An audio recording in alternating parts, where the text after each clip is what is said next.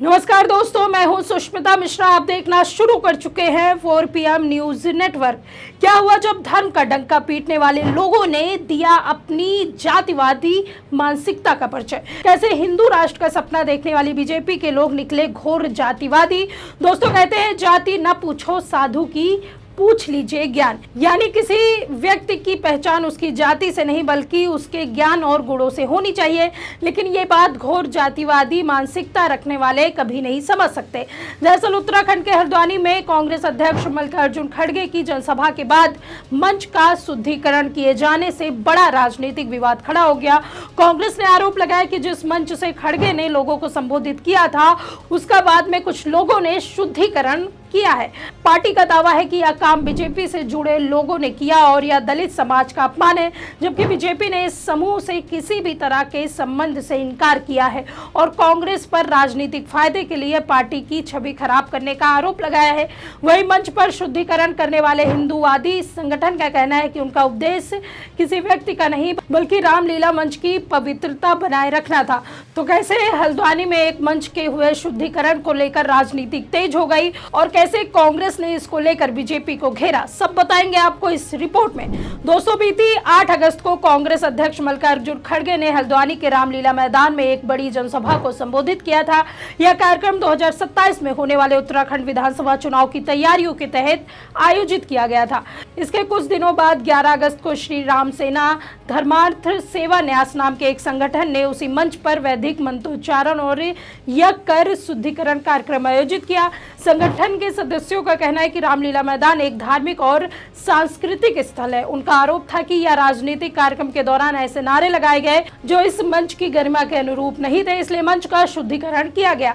इस घटना के बाद कांग्रेस ने बीजेपी पर बड़ा हमला बोला। कांग्रेस का कहना है कि मल्लिकार्जुन खड़गे दलित समाज से आते हैं और उनके भाषण देने के बाद मंच का शुद्धिकरण कराना सामाजिक भेदभाव और संकीर्ण मानसिकता को दर्शाता है।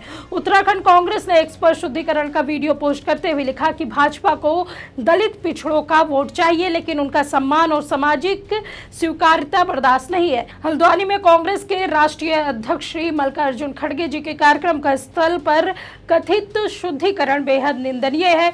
खड़गे जी दलित समाज से आते हैं, उनके कार्यक्रम स्थल का शुद्धिकरण करवाना भाजपा की ऐसी संकीर्ण मानसिकता, सामाजिक समानता और लोकतांत्रिक मूल्यों का अपमान है। वहीं उत्तराखंड कांग्रेस अध्यक्ष गणेश गोदियाल ने इस घटना की निंदा करते हुए कहा कि यह आधुनिक भारत में छुआछूत जैसी मानसिकता को बढ़ावा देने वाली घटना है। उन्होंने कहा कि कांग्रेस मानवता, समानता और भाईचारे में विश्वास रखती है, जबकि इस तरह की घटनाएं समाज में विभाजन पैदा करती है। गोदियाल ने नैनीताल के वरिष्ठ पुलिस अधीक्षक से मामले की निष्पक्ष जांच कराने और अगर कानून का उल्लंघन हुआ है तो दोषियों के खिलाफ कार्रवाई करने की मांग की। उन्होंने आगे क्या कुछ कहा, सुनिए। कि कल हल्द्वानी में जिस स्थल पर कांग्रेस पार्टी की, हमारी पार्टी की रैली हुई, मल्लिकार्जुन खड़गे जी ने जिस मंच से उत्तराखंड के हमारे सभी सम्मानित भाइयों को, बहनों को संबोधित किया, भाजपा से जुड़े कुछ लोगों ने उस मंच पर शुद्धिकरण का काम किया। मंत्रोच्चार के साथ किया गया ये शुद्धिकरण का कार्य वास्तविक रूप में ये मानवता के विपरीत है।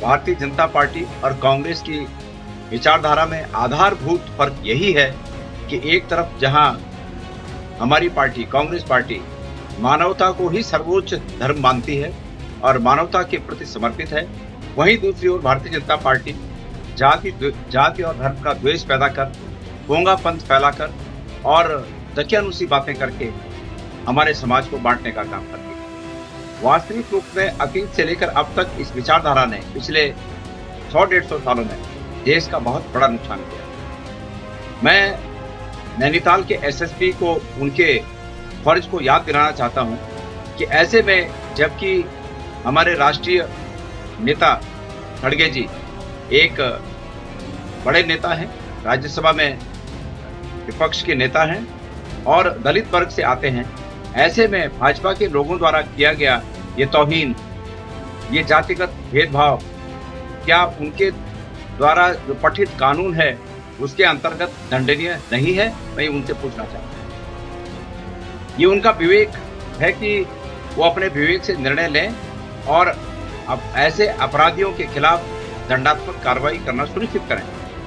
लेकिन अगर उनका विवेक नहीं जागता है तो मैं कांग्रेस के हमारे तमाम साथियों का आह्वान करना चाहता हूं कि भारतीय जनता पार्टी की इस भावना का पुरजोर विरोध करें, लोकतांत्रिक तरीके से करें, कानून को तोड़ कर न करें बल्कि कानून के दायरे में रहकर इस भावना का पुरजोर विरोध करें। और वास्तविक रूप में मैं ऐसे लोगों को, ऐसी कुत्सित मानसिकता के लोगों को ये कहना चाहता हूं कि यदि ऐसी ही भावना देश में पिछले 75 साल से राज करती, साइंटिफिक टेम्परामेंट अगर उस समय के हमारे नेताओं के दिलो दिमाग में नहीं होता और यही सब बातें होती तो निश्चित रूप में आज जिन देशों को विकसित कहलाने के लिए और 200-300 साल इंतजार करना पड़ेगा, ऐसी देशों की श्रेणी में हम भी होते हैं। अफसोस है कि आज भी ये भावना जीवित है और इस भावना को कुचले जाने की आवश्यकता है, इस भावना को समाप्त किए जाने की आवश्यकता है। ये भेदभाव और मन में ये द्वेष बिल्कुल उचित नहीं है।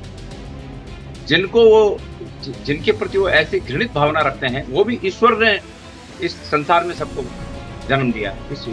ईश्वर की देन है, इसलिए किसी के प्रति ये भेद रखना ये ईश्वर के प्रति भी अपमान है। महात्मा गांधी जी ने कहा था कि छुआछूत ईश्वर के प्रति अपराध है और ऐसी भावना आज भी यहाँ जीवित है।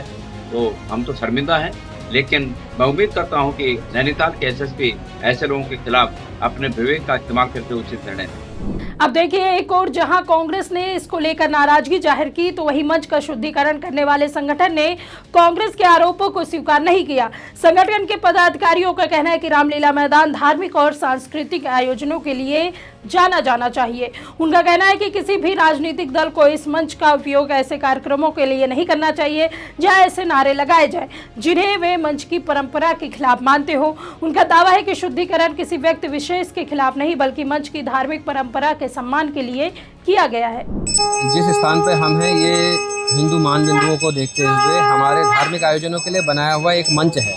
इस मंच पे इस मंच का उपयोग राजनीतिक कार्यों के लिए करना और फिर उसके बाद मंच पे एक ऐसे व्यक्ति को स्थान देना जो यह कहता हो कि हिंदूवादी संगठन जो है सांप उनसे उसकी तुलना करता है और उनको मुसलमानों से उनको मारने की जो अपील करता है, ऐसे व्यक्ति को यहाँ पे बुलाना, मंच पे स्थान देना, इससे हिंदू आस्था को ठेस पहुँचती है एवं इस स्थान की पवित्रता भंग होती है। अब देखिए, जहां एक तरफ हिंदू संगठन दल अपने इस शुद्धिकरण को सही ठहराने में लगा है तो वहीं इसको लेकर सोशल मीडिया पर तीखी आलोचना हो रही है। वरिष्ठ पत्रकार रवीश कुमार ने इसको लेकर टिप्पणी की। एक पोस्ट में उन्होंने इस पर टिप्पणी करते हुए लिखा कि अगर ये हुआ है तो वाकई शर्मनाक है। समाज में पहले से ही सड़न थी, राजनीति ने उस सड़न को माला बनाकर पहन लिया, अफसोस। वहीं दूसरे पोस्ट में उन्होंने कहा कि इस पूरे मामले को अत्यंत गंभीरता से लेना चाहिए। ये लोग कौन हैं, कहां से इतनी हिम्मत आती है, इस जातिवाद को लेकर ये देश को कहां ले जाएंगे। खुद का दिमाग करप्ट हो चुका है और चले हैं शुद्धिकरण कराने। आज सत्ता की आंखों में आंखें डालकर पत्रकारिता करना मुश्किल हो गया है। हम पर मुकदमे से लेकर चैनल को बंद करने का दबाव बनाया जा रहा है। मुश्किल दौर है लेकिन हम हार नहीं मानेंगे। इसलिए 4 PM को ज़्यादा से ज़्यादा ज्वाइन करें और स्वतंत्र पत्रकारिता को जिंदा रखने के लिए जितना हो सके हमारा आर्थिक सहयोग करें। उम्मीद है कि आपके सपोर्ट से ये जंग भी हम जीत जाएंगे। तो कुल मिलाकर हल्द्वानी में रामलीला मंच के कथित शुद्धिकरण ने एक बार फिर उस सवाल को सामने ला खड़ा कर दिया है कि आखिर 21वीं सदी के भारत में हम किस तरह के समाज की तरफ बढ़ रहे हैं। अगर किसी व्यक्ति के मंच पर आने के बाद उसे कथित तौर पर शुद्ध कराने की जरूरत महसूस होती है तो सवाल सिर्फ एक कार्यक्रम या संगठन का नहीं है बल्कि उस सोच का है जो इंसान को उसके ज्ञान, कर्म और विचार से नहीं बल्कि उसकी जाति से आंकती है। संगठन इसे मंच की पवित्रता से जोड़ रहा है जबकि कांग्रेस इसे दलित समाज के अपमान और सामाजिक भेदभाव का मामला बता रही है। ऐसे में जरूरी है कि राजनीति से ऊपर उठकर पूरे मामले की निष्पक्ष जांच हो और सच्चाई सामने आए, क्योंकि लोकतंत्र में मंच किसी जाति या धर्म का नहीं जनता का होता है। और अगर राजनीति के नाम पर जातिवाद को बढ़ावा मिलता रहा तो फिर सामाजिक बराबरी का सपना आखिर कैसे पूरा होगा। इस पूरे मामले पर आपकी क्या राय है हमें कमेंट में जरूर बताइए। अगर वीडियो पसंद आई हो तो लाइक और शेयर करें और अगर आपने अभी तक हमारे चैनल को सब्सक्राइब नहीं किया है तो कर लीजिए। जुड़े रहिए 4 PM न्यूज़ नेटवर्क के साथ। नमस्कार।